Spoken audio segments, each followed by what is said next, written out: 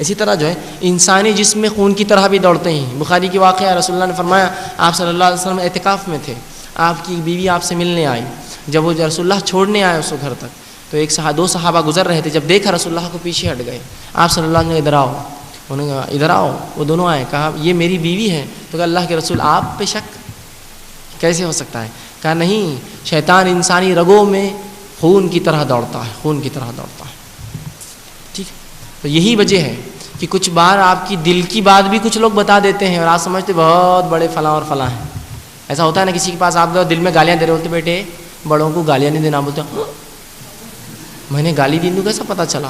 اس لیے کہ وہ شیاطین کے ذریعے کام کرواتے ہیں. اس کی دلیل بھی لے لیجیے, بخاری کا واقعہ ہے.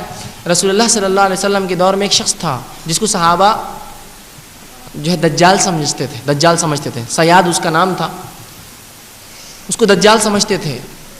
عمر ابن خطاب رضی اللہ عنہ فرماتے ہیں کہ ہم اس کو دجال سمجھتے تھے, اور ایک بار رسول اللہ کو ہم نے بتایا. جب رسول اللہ نے ہمیں دجال کی صفتیں بتائی کہ وہ کب پیدا ہوں گا, اس کی ماں کیسی ہوں گی, وہ یہودی خاندان سے ہوں گا, اس کا باپ کیسا ہوں گا, وہ شادی کے 30 سال بعد پیدا ہوں گا, اس کی ماں کا جسم کی حیت یہ ہوں گی, ناک یہ ہوں گی. تو جب ہم نے دیکھا ایک لڑکا تھا جو واقعی میں 30 سال بعد پیدا ہوا, اور یہ غیر مطلب اتنا حمل میں جو ہے عموماً جس طرح بچے رہتے 9 مہینے نہیں بلکہ زیادہ رہیں گا, اور اس کے تعلق سے مشہور تھا ابن سیاد, یہ بہت زیادہ حمل میں رہا تھا. تو ہم لوگ ڈرتے تھے اس سے. رسول اللہ کو ایک بار حضرت عمر نے کہا چلیے آپ ہم دیکھیں گے. جب رسول اللہ کو یہ بات پتہ چلی, آپ گئے. کھجوروں کے درخت کے بیچ میں ابن سیاد سو رہا تھا.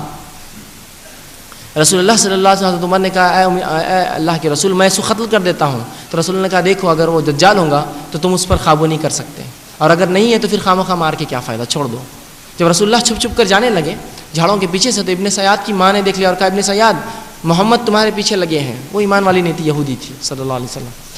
تو وہ اڑ گیا اور اٹھ کے رسول اللہ صلی اللہ علیہ وسلم دیکھنے لگا. آپ صلی اللہ علیہ وسلم پر ایک وحی نازل ہوئی تھی جس کی پہلی آیت بس جبھی نازل ہوئی تھی. رسول اللہ صلی اللہ علیہ وسلم نے اسے چند سوالات کیے, تو کیا دیکھتا ہے؟ تو کہا میں پانی پر عرش دیکھتا ہوں اور اس پر سانپ ہے. تو کہا یہ شیطان کا عرش ہے. پھر اسے رسول اللہ نے کچھ سوالات کیے, اس کے بعد کہا میرے دل میں کیا ہے. مطلب ایک نئی صورت رسول اللہ پہ اتری تھی, آپ نے بتایا نہیں تھا ابھی, کسی صحابہ کو نہیں بتایا تھا. کہا میرے دل میں کیا ہے؟ تو اس نے کہا الدخ. سورہ دخان کی آیت رسول اللہ پہ جبھی نازل ہوئی تھی, الدخ تیرے دل میں دخان ہے. رسول اللہ نے کہا تجھ پر لعنت ہو, تو اپنے منصوبوں میں کبھی کامیاب نہیں ہو سکیں گے. اور رسول اللہ یہ کہہ کر چلے گئے. تو یہاں ابن سیاد نے رسول اللہ کے دل کی بات جانی, الدخ تیرے دل میں دخان ہے. تو رسول اللہ کی وہ حدیث یہاں ثابت ہو رہی ہے کہ وہ شیطان خون رگوں کے اندر خون کی طرح ڈالتا ہے. یہ بھی کر سکتا ہے, یہ بھی کر سکتا ہے بہرحال. تو اگر کوئی شخص آپ کو یہ بتا دے کہ آپ کے دل میں کیا بات تھی تو ڈریے مت اس سے, یہ شیطانی عمل ہے, یہ شیطانی عمل ہے, یہ شیطانی عمل. اس لیے کہ رسول اللہ نے کبھی ایسا نہیں کہ کسی صحابی کو اور بولے تمہارے دل میں یہ ہے, جب تک کہ آپ کو وہی نہ ہوئی ہو. تو یہ شیطانی عمل ہوتا ہے جو لوگ کرتے ہیں بہرحال.